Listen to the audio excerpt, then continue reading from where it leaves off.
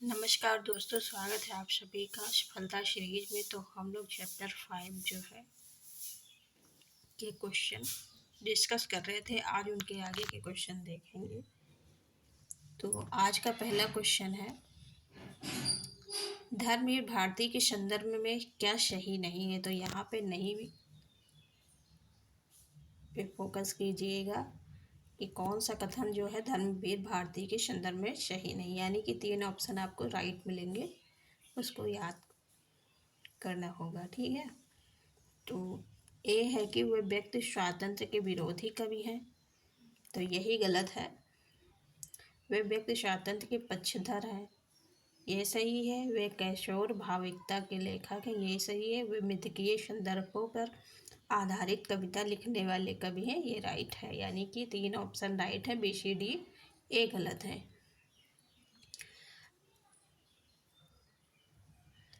अगला क्वेश्चन है कि इनमें से कौन सी सुमेलित नहीं है। तो ए है मुक्ति मार्ग, बी है पिघलते पत्थर, सी है जय खंडेहर, डी है प्रलय सृजन। तो मुक्ति मार्ग जो है भरतभूषण अग्रवाल का है, ये राइट है। पिघलते पत्थर ये रांगे राघो का, ये भी राइट है। अजय खंडहर निराला का न होकर ये किसका है, रांगे राघो का है ना, अजय खंडहर। और प्रलय सृजन जो है शिवमंगल सिंह सुमन का है, यानी कि ऑप्शन सी राइट हो जाएगा। तो यहाँ पे 4 ऑप्शन हमको मिलेंगे। मुक्त मार्ग किसका है, तो भारत भूषण अग्रवाल का है। पिघलते पत्थर रांगे राघो, अजय खंडहर रांगे राघो का, ना कि निराला का। प्रलय सृजन शिवमंगल सिंह सुमन। याद रखिएगा, हो सकता है यहीं से कोई क्वेश्चन एग्जाम में बन जाए। अगला क्वेश्चन है कि जमीन पक रही है काव्य संकलन के रचनाकार हैं। तो जमीन पक रही है किसका है, केदारनाथ सिंह का है, ऑप्शन सी राइट हो जाएगा। कुछ पॉइंट इंपॉर्टेंट है जो डिस्कस करते हैं। जमीन पक रही है काव्य संकलन के रचनाकार केदारनाथ सिंह है। इनकी अन्य काव्य कृतियां हैं अभी, बिल्कुल अभी। यहाँ से देखो, अकाल में सारस, उत्तर कबीर और अन्य कविताएं। बाघ एक लंबी कविता है। टालस्टॉय और साइकिल आदि। सर्वेश्वर दयाल सक्सेना की काव्य कृतियाँ देख लेते हैं। तो इनकी है काठ की घंटिया, बांस का पुल, एक सुनी नाव, गर्म हवाएं, कुआनो नदी, जंगल का दर्द, खूंटियों पे टंगे लोग पे। इनको साहित्य दिया गया है। सुदामा पांडे धूमिल की काव्य कृतियाँ देखते हैं तो संसद से सड़क तक, कल सुनना मुझे, सुदामा पांडे, प्रजातंत्र आदि। फिर है रघुवीर सहाय की काव्य कृतियाँ। इनकी हैं सीढ़ियों पे धूप में, और है आत्महत्या के विरुद्ध, हंसो हंसो जल्दी हंसो, लोग भूल गए पे साहित्य दिया गया है। कुछ पत्ते कुछ चिट्ठियाँ एक समय था। ये सारी जो है रचनाएं मोस्ट इम्पॉर्टेंट है, कुछ भी कहीं से भी पूछा जा सकता है। अगला क्वेश्चन है कि इनमें से एक काव्य संग्रह अज्ञेय का नहीं है। तो अज्ञेय का कौन सा नहीं, आंगन के पारदार, धरती, ऐसा कोई घर अपने सामने, या सदा नीरा। तो यहाँ पे कौन सा ऑप्शन जो है अज्ञेय का नहीं है। तो धरती जो है अज्ञेय का नहीं है। धरती किसका है, त्रिलोचन का है ना, त्रिलोचन का धरती है। जबकि आंगन के पार द्वार सबको पता ही होगा, कोई ऐसा कोई घर आपने देखा, और सदा नीरा इनका इम्पोर्टेंट है ना। अगला क्वेश्चन देखते हैं। क्वेश्चन है, इनमें से कौन सी कृति अज्ञेय की है। यहाँ पे यानी कि 3 अज्ञेय की नहीं, एक ही यहाँ पे होगी। तो वो है हरी घास पर क्षण भर, ये अज्ञेय की है। जबकि संसद से सड़क तक धूमिल की है। मछली घर किसका है, विजय देव नारायण शाही का। शाये में धूप जो है दुष्यंत कुमार का है ना। चलिए अगला क्वेश्चन देखते हैं। क्वेश्चन है, संशय की एक रात किस कवि की कृति है। तो संशय की एक रात जो है नरेश मेहता की हो जाएगी। यहाँ पे कुछ इम्पोर्टेंट पॉइंट हैं जो देख लेते हैं। संशय की एक रात राम कथा पर आधारित नरेश मेहता की कृति है। चैत्या है, प्रवाद पर्व है, अरण्या है, नरेश मेहता की अन्य काव्य कृतियाँ ये है। अरण्या के लिए नरेश मेहता को वर्ष 1988 ईस्वी का साहित्य अकादमी सम्मान प्राप्त हुआ। नरेश मेहता को उनके संपूर्ण रचनाक्रम के लिए 1992 ईस्वी का ज्ञानपीठ पुरस्कार प्राप्त हुआ, यानी कि नरेश मेहता को संपूर्ण साहित्य में ज्ञानपीठ पुरस्कार दिया गया है। इसलिए नरेश मेहता की संपूर्ण साहित्य रचना इम्पोर्टेंट हो जाती है कि संपूर्ण पे ज्ञानपीठ दिया गया तो संपूर्ण इम्पोर्टेंट है। ठीक है, अरण्या पे इनको साहित्य दिया गया, कब दिया गया है तो 1988 ईस्वी में दिया गया है। अगला क्वेश्चन है, तीसरा सप्तक कब प्रकाशित हुआ था? तो तीसरा सप्तक जो है 1959 ईस्वी में प्रकाशित हुआ था, है ना। तार सप्तक का प्रकाशन 1943 ईस्वी, दूसरा 1951, तीसरा 1959, चौथा 1979 में। अगला क्वेश्चन है कि प्रयोगवाद के प्रवर्तक के अनुसार प्रयोगवादी काव्य का सबसे मुख्य तत्व क्या होना चाहिए? तो चलिए देखते हैं। ए ऑप्शन है कि मात्रिक छंदों के बजाय वर्ण वृत्तियों का प्रयोग, ऐसा कुछ नहीं है ना, सबसे महत्वपूर्ण पूछा गया। बौद्धिक की अपेक्षा भावुकता का भी, ऐसा नहीं। नई नई राहों का अन्वेषण, ये राइट है। काव्य की पूर्व परंपरा का संपूर्ण निषेध, ये भी रॉन्ग है, यानी कि ऑप्शन सी राइट हो जाएगा। चलिए अगला क्वेश्चन देखते। क्वेश्चन है कि इनमें से किस कवि की रचनाएं जो है चौथा सप्तक में संकलित नहीं है? तो यहाँ पे नहीं पे फोकस कीजिएगा, है ना। तो चौथा सप्तक में राम कुमार कुंभज आते हैं, स्वदेश भारती आते हैं, नंदकिशोर आचार्य आते हैं, जबकि शमशेर बहादुर नहीं आते। शमशेर बहादुर जो है दूसरा सप्तक के कवि हैं ना, 1951 में जुड़े हैं। इनकी जो रचनाएं इम्पोर्टेंट है देख लेते हैं। शमशेर की रचनाएं हैं कि चूका भी हूँ नहीं मैं इतने अपने पास आदि। चौथा सप्तक कब लिखा गया है? 1979 ईस्वी में। इसके जो है इसमें संकलित कवि को देख लेते हैं तो अवधेश कुमार, राजकुमार कुंभज, स्वदेश भारती, नंदकिशोर आचार्य, सुमन राजेश, श्री राम वर्मा, राजेंद्र किशोर, ये जो है तार सप्तक में संकलित कवि हैं। ये सब बहुत इम्पोर्टेंट है ना, कोई ना कोई सप्तक से उठा के दे दिया जाता है, पूछा जाता है कि सप्तक के हैं, है ना, यह क्रोनोलॉजी पूछ लिया जाता है। तो सप्तक के जितने भी कवि हैं चारों सप्तक के जरूर याद कर लीजिएगा। अगला क्वेश्चन है कि इनमें चार सप्तक तार सप्तक से संबंधित कौन सा कथन सही नहीं है? तो यहाँ पे नहीं है ये बताना है। तो तीसरा सप्तक प्रकाशन सन 1959 में हुआ था, राइट है। चौथा सप्तक 1979 में हुआ था, राइट है। शकुंतला माथुर की रचनाएं तीसरे सप्तक में संकलित हैं, ये रॉन्ग है, क्योंकि ये दूसरे जो है सप्तक की कवित्री है शकुंतला माथुर। एक क्वेश्चन ये पूछा जाता है किस सप्तक में जो है कवित्री, कोई भी कवित्री नहीं हो, तो तार सप्तक में, है ना, कोई कवित्री नहीं है। और ऑप्शन डी है कि रघुवीर सहाय दूसरे सप्तक के कवि हैं, तो ये भी राइट हो जाएगा। शकुंतला माथुर तीसरे सप्तक में संकलित नहीं, दूसरे के हैं।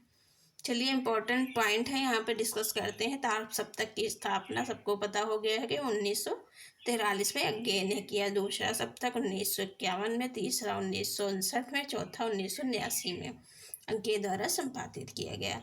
तार सप्तकों में 7 कवियों के काव्यों का संग्रह है। अज्ञे ने तार सप्तक की भूमिका में प्रयोगवादी कवियों को क्या कहा है? राहु का अन्वेषी। अगला क्वेश्चन है कि हिंदी कविता में फैंटेसी का मुखर प्रयोक्ता है। तो फैंटेसी का हिंदी कविता में फैंटेसी का मुखर प्रयोक्ता जो है मुक्तिबोध को माना जाता है ना, ऑप्शन डी राइट हो जाएगा।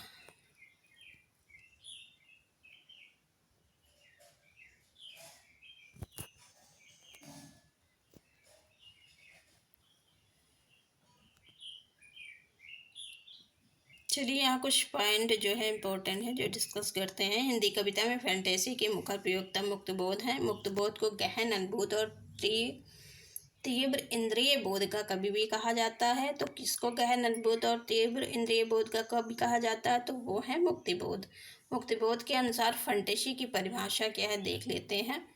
तो मुक्तिबोध के अनुसार जो है फैंटेसी के अंतर्गत भाव पक्ष प्रधान और विभाव पक्ष गौण और प्रच्छन्न तो होता ही है, साथ ही यह भाव पक्ष कल्पना को उत्तेजित करके बिंबों की रचना करते हुए एक ऐसा मूर्त विधान उपस्थित करता है कि जिस विधान में उस विधान के ही नियम होते हैं।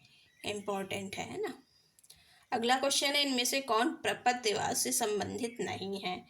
तो प्रपत्यवाद को ही नकेनवाद कहते हैं, और जब पता होगा नकेनवाद में कौन कौन से 3 कवि आते हैं तो बता लेंगे आप सभी कि हाँ ये प्रपत्यवादी नहीं है। तो नकेनवाद में नलिन विलोचन शर्मा आते हैं, नरेश आते हैं और केसरी कुमार आते हैं। प्रयाग नारायण त्रिपाठी नहीं आएंगे, तो यहाँ पे ऑप्शन बी राइट हो जाएगा, है ना।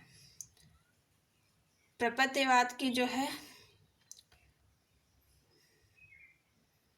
प्रयाग नारायण त्रिपाठी प्रपत्यवाद से संबंधित नहीं है, बल्कि प्रयाग नारायण त्रिपाठी का संबंध तीसरे सप्तक से है। तीसरा सप्तक सबको पता होगा, 1959 में लिखा गया है। प्रपत्यवाद को नकेनवाद के नाम से भी जाना जाता है।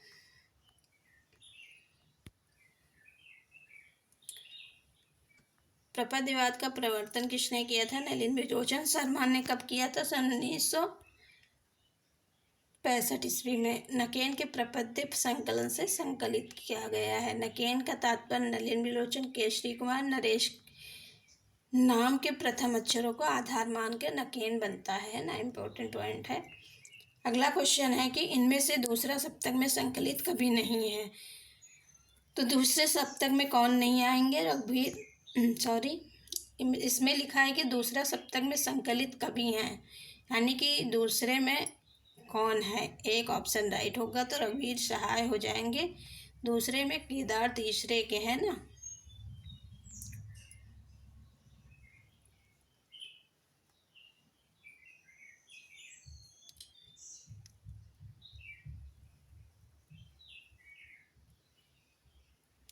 चलिए अगला क्वेश्चन देखते हैं। क्वेश्चन है, निम्नलिखित युग्मों में से एक सुमेलित नहीं है। तो इसमें बताना है कि कौन सा सुमेलित नहीं है। गीत फरोश सबको पता हो गया होगा कि भवानी प्रसाद मिश्र का है, ये नेट के सिलेबस में लगा तो सबको पता ही होना चाहिए। चांद का मुंह टेढ़ा है, गजानन माधव मुक्तिबोध का है, राइट। धूप के धान गिरजा कुमार का है, ये भी सही है। टूटने का सुख किसका है? तो ये अज्ञेय का नहीं है ना। टूटने का सुख, टूटने का सुख जो है इनका है, क्या कहते हैं, गिरजा कुमार माथुर का है ना। तो यही जो है राइट हो जाएगा। अगला क्वेश्चन है कि मुक्तिबोध की प्रसिद्ध कृति चांद का मुंह टेढ़ा है की भूमिका एक विलक्षण प्रतिभा शीर्षक से किसने की है? तो वो हो जाएंगे शमशेर बहादुर सिंह। एक विलक्षण प्रतिभा शीर्षक से चांद का मुख टेढ़ा है किसने की है? तो शमशेर बहादुर सिंह ने। अगला क्वेश्चन है कि किस कविता में सर्जन संबंधी चिंता है? तो सर्जन संबंधी चिंता जो है असाध्य बीड़ा में। असाध्य बीड़ा किसका है? असाध्य बीड़ा जो है अज्ञेय का। असाध्य बीड़ा कविता में सर्जन संबंधी चिंता है ना। असाध्य बीड़ा एक लंबी कविता है, इनके रचयिता अज्ञेय है, जबकि ब्रह्म राक्षस जो है मुक्तिबोध की एक और मोचीराम कविता किसका है? सुदामा पांडे धूमिल का। आत्मजयी किसका है? तो कुंवर नारायण का है, जिसमें मृत्यु संबंधी शाश्वत समस्या कठोपनिषद का माध्यम बनाकर प्रस्तुत की गई है। अगला क्वेश्चन है कि किस वर्ग के सभी कवि किसी न किसी सप्तक के कवि हैं? तो चलिए देखते हैं। मुक्तिबोध हैं, गिरजा कुमार माथुर है, केदारनाथ अग्रवाल हैं। दूसरा है रामविलास शर्मा, नरेश मेहता, मदन वात्स्यायन। तो ऑप्शन बी ही राइट होगा, है ना। शमशेर बहादुर सिंह, भवानी प्रसाद, जगदीश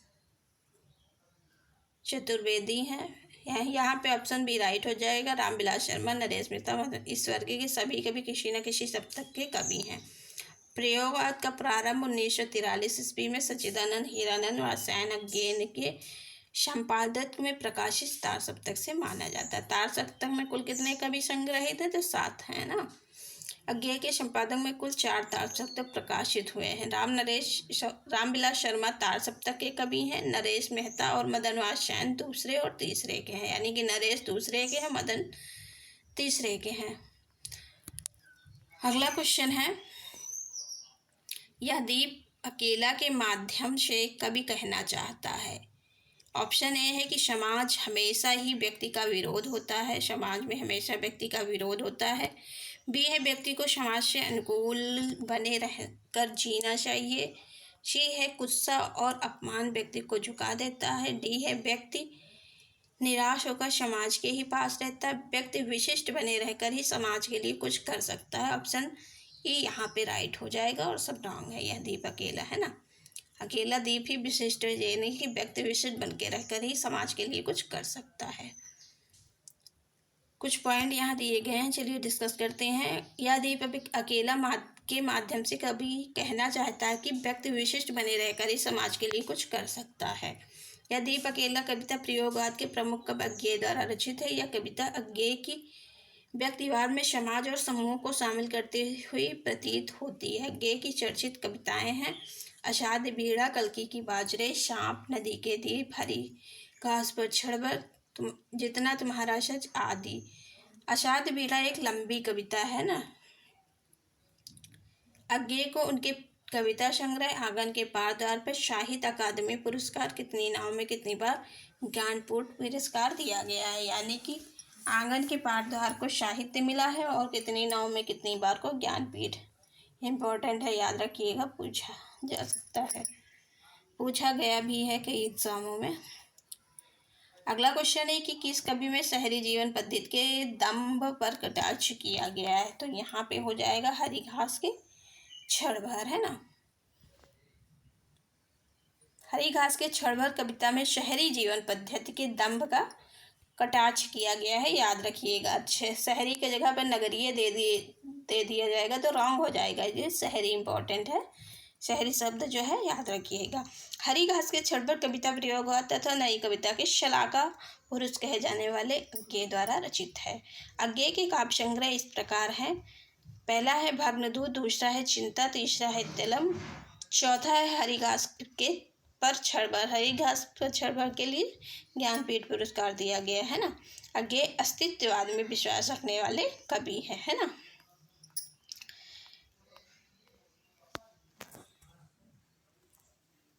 अगला क्वेश्चन है कि अंधेरे में कविता में प्रतीक के रूप में नहीं है। तो प्रतीक के रूप में कौन सा नहीं है, तालाब यहाँ पे नहीं है। जबकि रक्ता लोक स्नान पुरुष है, अरुण कमल है, बरगद है, शिशु है, यानी कि ए बी सी डी ये जो है प्रतीक के रूप में है, याद रखिएगा, है ना। क्रम वाइज भी ऐसे दे देंगे कि कौन कौन से हैं, है ना, तो याद रखिएगा। अंधेरे में कविता में प्रतीक के रूप में तालाब नहीं है, जबकि रक्ता लोक स्नात पुरुष है, अरुण कमल है, बरगद है, शिशु प्रतीक के रूप में विद्यमान है। अंधेरे में कविता के रचनाकार मुक्त बोध, इनके दो काव्य कृतियां हैं, चांद का मुंह टेढ़ा, पूरी पूरी खाक धूल कविताएं, अंधेरे में ब्रह्म राक्षस, फूल गलती। मुक्त बोध जो है अंधेरे में कविता की रचना फैंटेसी में की है। अंधेरे में कविता का पहला प्रकाशन कल्पना पत्रिका में 1964 ईस्वी में आशंका के दीप अंधेरे में हुआ था। सारे पॉइंट मोस्ट इम्पॉर्टेंट है, याद रखिएगा, है ना। अगला क्वेश्चन है कि कवि मुक्तिबोध के लिए अस्मिता की खोज व्यक्ति की खोज नहीं बल्कि अभिव्यक्ति की खोज है। यह कथन किसका है, तो ये नामवर सिंह का हो जाएगा, ऑप्शन ए राइट हो जाएगा। यहाँ कुछ पॉइंट है, चलिए डिस्कस कर लेते हैं। तो कवि मुक्तिबोध के लिए अस्मिता की खोज व्यक्ति की खोज नहीं बल्कि अभिव्यक्ति की खोज है, यह कथन नामवर सिंह का है। रामविलास शर्मा ने मुक्तिबोध की अंधेरे में कविता को क्या कहा है, अपराध भावना का अनुसंधान। अपराध भावना का अनुसंधान जो अंधेरे में कविता को किसने कहा, तो रामविलास शर्मा ने। शमशेर बहादुर सिंह ने अंधेरे में के विषय में कहा कि यह कविता देश के आधुनिक जन इतिहास का स्वतंत्रता पूर्व और पश्चात एक दहकता इस्पाती दस्तावेज है। इसमें अजब और अद्भुत रूप से व्यक्ति और जन का एकीकरण है। अगला क्वेश्चन है कि अज्ञेय के संपादन में कितने का प्रकाशन हुआ है। तो यहाँ पे जो है सप्तकों में कितने सप्तक सबको पता होगा, तार सप्तक थे, है ना। तो यह तार सप्तक हो जाएगा। यहाँ जो है ये सब हम लोग देख चुके हैं। चलिए एक नज़र देख लेते हैं ताकि रिवीजन हो जाए। अज्ञेय के संपादक में 4 सप्तकों का प्रकाशन हुआ है। प्रयोगवाद का आरंभ 1943 ईस्वी में तार सप्तक के प्रकाशन से माना जाता है। अज्ञेय द्वारा संपादित तार सप्तक एवं कवि तार सप्तक 1943 ईस्वी। इसमें है अज्ञेय, रामविलास शर्मा, गजानन माधव मुक्तबोध, प्रभाकर माछवे, नेमीचंद्र जैन, गिरजा कुमार माथुर, भारत भूषण अग्रवाल। दूसरा सप्तक है 1951 में लिखा गया है। इसमें शमशेर हैं, भवानी प्रसाद मिश्र हैं, शकुंतल माथुर हैं, हरिनारायण, घनश्याम व्यास, नरेश मेहता, धर्मवीर भारती, रघुवीर सहाय आते हैं। तीसरा सप्तक 1959 ईस्वी में लिखा गया। इसमें जो है प्रयाग नारायण त्रिपाठी, मदनवास शयन, विजय नारायण शाही, कुंवर नारायण, सर्वेश्वर दयाल सक्सेना, केदारनाथ सिंह और कीर्त चौधरी आते हैं। फिर है चौथा सप्तक। चौथा सप्तक जो है 1979 ईस्वी में लिखा गया है। इसमें जो है आते हैं अवधेश कुमार, राम कुमार कुंभज, स्वदेश भारती, नंदकिशोर आचार्य, सुमन राजे, श्री राम वर्मा, जैनेन्द्र किशोर आदि आते हैं। तो आज का सेशन यहीं तक। कल से हम आगे के क्वेश्चन डिस्कस करेंगे। अगर सेशन अच्छा लगा हो तो लाइक शेयर सब्सक्राइब करना मत भूलिएगा। Thank you so much.